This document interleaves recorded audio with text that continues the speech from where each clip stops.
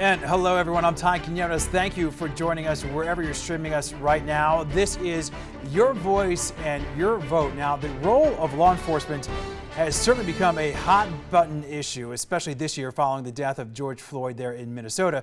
A protest, as we saw, breaking out across the country. Now, some have even called for defunding the police as a result of that. And the president of the Las Vegas Police Protection Association, Steve Grammas, joins us now live to talk about the issues facing law enforcement. Steve, thank you so much for being a part of us. Thank you for having me. I appreciate it. This year, as we've been talking about it, we've seen the role of police and law enforcement really become such a hot political issue. Is this the first time for you in your career that you've seen it quite at this level? Yeah, it really is. I've been involved in law enforcement for about 22 years, and to see law enforcement become so politicized really is a first for me and a lot of our officers. How did you guys handle that at first?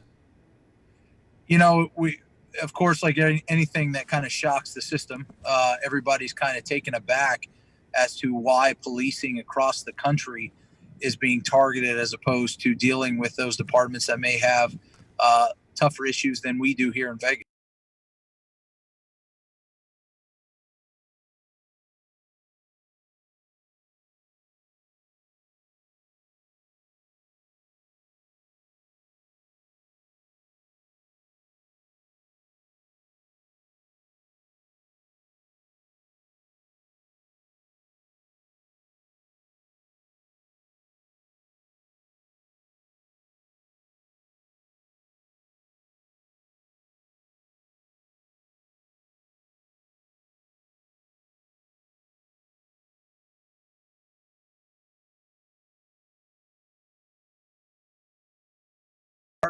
We kept pushing through, kept pushing forward, realized there was a job at hand to still do, and we had to go do it. Steve, I'm curious, your endorsement for president and Congress, they're really pretty much a Republican across the board, and I'm curious as to why that is.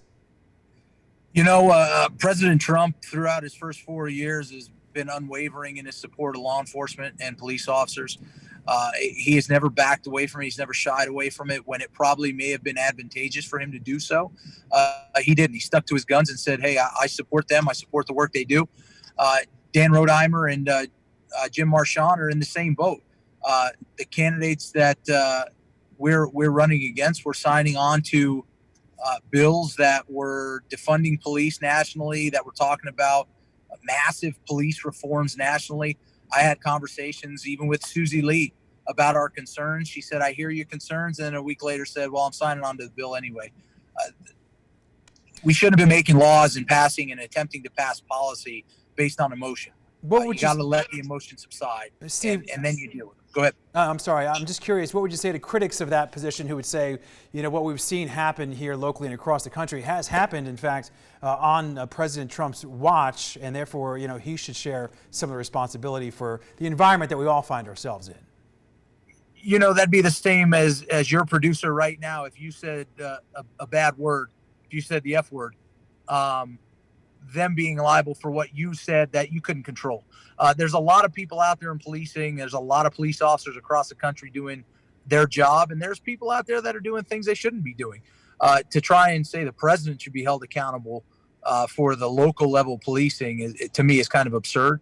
But people were making those cries saying that he should have some involvement. And I think at the end of the day, when we talk about defunding police, it should be overfunding police. Let's overstaff. Let's add more. Let's add more training. Let's add more resources. And I think then we're in a better position. Steve Grammas, thank you so much for your time. I hope I don't curse on air tonight, but I appreciate your perspective as always. Thank you. Save that for when no one's watching. Yeah, right. There we go. There we go. All right, Steve. Take care, buddy. Appreciate it. Take care.